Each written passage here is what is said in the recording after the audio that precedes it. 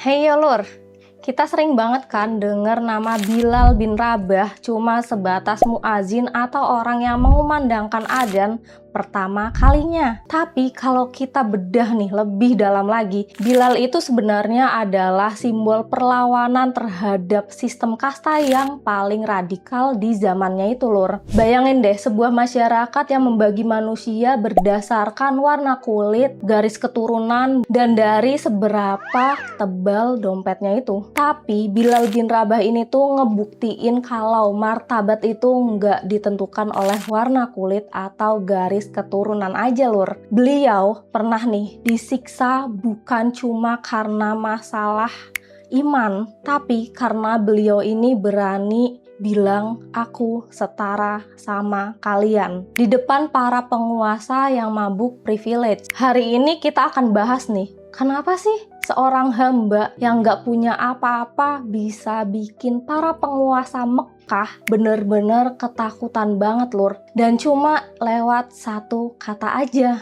Yuk langsung aja kita bahas kisah Bilal bin Rabah di Rudik.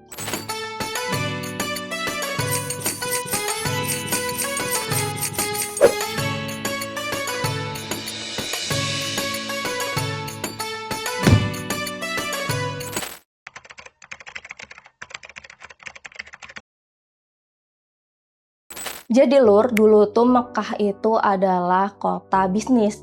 Dan di dalam bisnis mereka tuh, status sosial tuh adalah segalanya. Bilal bin Rabah ini lahir di daerah As-Sahah, sekitar 43 tahun sebelum hijrah. Sehingga diperkirakan beliau ini masuk Islam sekitar umur 30-an. Ayahnya ini bernama Rabah, sedangkan ibunya bernama Hamamah. Ibu dan ayahnya ini tuh sama-sama seorang hamba sahaya Lur. Ibunya ini seorang hamba wanita berkulit hitam dari negeri Habasyah yang sekarang ini dikenal dengan nama Ethiopia. Karena perawakan ibunya inilah Lur, sebagian orang ini tuh memanggil Bilal dengan sebutan Ibnu As-Sauda, yang artinya itu putra dari wanita hitam. Bilal ini Lur dibesarkan di kota Mekah sebagai seorang hamba sahaya milik keluarga Bani Abduddar. Saat ayahnya Bilal ini meninggal, Bilal ini diwariskan kepada Umayyah bin Khalaf, yaitu seorang tokoh penting dari kaum kafir Quraisy Lur. Nah, tapi setelah Islam datang nih, Bilal menjadi salah satu orang pertama yang memeluk agama Islam Lur. Keyakinannya yang kuat ini terhadap ajaran Islam membuatnya nggak gentar nih meskipun harus menghadapi siksaan yang sangat kejam dari tuannya ini, yaitu yang Umayyah ini kan, dan juga dari beberapa kaum kafir Quraisy yang lainnya Lur.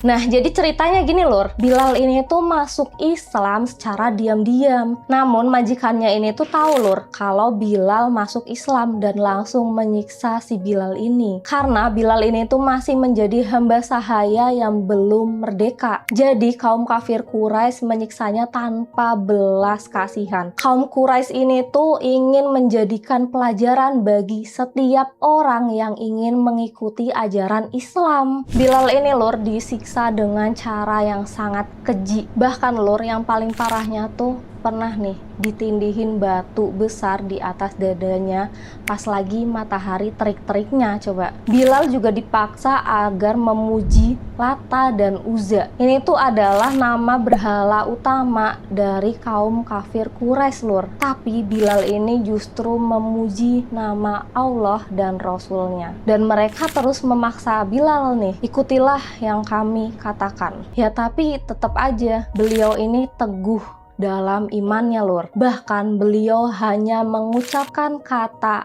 Ahad yang artinya adalah Allah Maha Esa. Nah, pas Bilal ngomong Ahad ini Lur, sebenarnya adalah pernyataan yang sangat beresiko sekali Lur. Kenapa? Ya karena kalau Tuhannya cuma satu dan semua manusia sama di hadapan Tuhan, berarti sistem kasta yang selama ini bikin Umayyah kaya raya bakal runtuh sekejap kan. Dan ini tuh sering kita sebut sebagai rasisme yang sistematik Lur. Bilal disiksa bukan cuma karena masalah agama pribadi kan, tapi karena beliau ini berani nantang tatanan sosial yang diskriminatif. Di titik inilah martabat Bilal lebih mahal daripada nyawanya sendiri.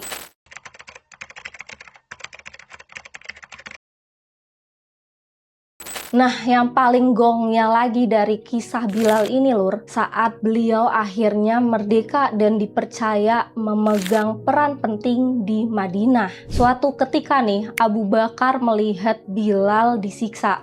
Lalu Abu Bakar ini tuh mengajukan penawaran kepada Umayyah bin Khalaf untuk membeli Bilal dari si Umayyah ini. Umayyah langsung nih kepikiran menaikkan harga berlipat ganda. Dia ngira ya kalau Abu Bakar nggak akan mau membayarnya, tapi ternyata Abu Bakar setuju walaupun harus mengeluarkan 9 ukiyah emas. Sesuai transaksi, Lur, Umayyah berkata kepada Abu Bakar, sebenarnya kalau engkau menawar sampai 1 ukiyah pun, maka aku tidak akan ragu untuk menjualnya. Abu Bakar cuma ngebales gini nih, seandainya engkau memberi tawaran sampai 100 ukiyah pun, maka aku tidak akan ragu untuk membelinya. Wah, nantang kan ya ini ya, bener-bener.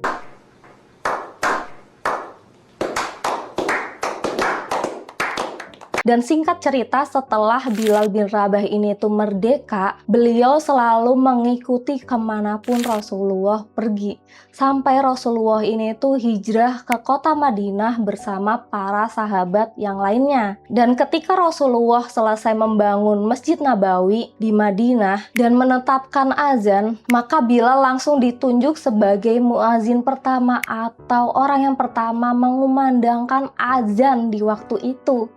Wah, bayangin ya, dari kasta yang dianggap paling rendah sama kaum kafir Quraisy jadi tahta yang keren sih ya. Jadi muazin pertama kan ya, hebat dong, bukan kaleng-kaleng kan berarti. Dan ini adalah bukti nyata reformasi sosial. Jadi Nabi Muhammad itu nggak cuma bilang semua orang itu sama, tapi beliau juga mempraktekannya dengan menaruh mantan hamba sahaya di posisi yang paling terhormat kan, yaitu sebagai muazin pertama dalam sejarah Islam. Itu benar-benar pesannya tajam banget, Lur, buat kita. Keadilan sosial itu nggak akan pernah ada kalau kita masih hobi pamer privilege, tapi pelit buat ngasih kesempatan yang sama untuk orang lain. Nah, ngomongin keadilan sosial, kalian tahu nggak keadilan sosial bagi rakyat Indonesia itu sila keberapa ya?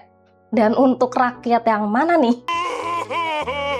Perjalanan hidup Bilal bin Rabah dari seorang hamba sahaya menjadi orang yang dihormati adalah bentuk bukti nyata bahwa Islam mengajarkan kesetaraan dan keadilan bagi semua manusia, Lur, tanpa memandang warna kulit, status sosial, atau latar belakang orang tersebut. Di tengah kondisi dunia saat ini, di mana rasisme dan ketidakadilan sosial masih menjadi isu global, dan kisah Bilal bin Rabah ini memberikan pesan yang sangat relevan dan juga mendalamkan. Suara dari kasta terendah pun gak bisa dibungkam kalau yang dibela adalah kebenaran. Jadi, apakah kita hari ini lebih mirip Bilal yang memperjuangkan martabat, atau malah gak sadar kalau kita ini punya sifat yang mirip kayak Umayyah bin Khalaf yang seneng ngerasa lebih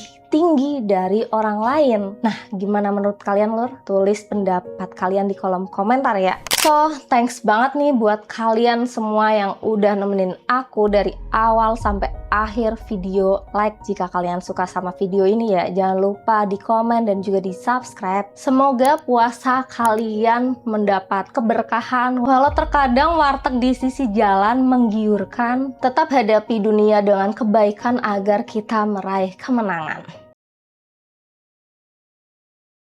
Namaku Tika. See you at next video. Bye.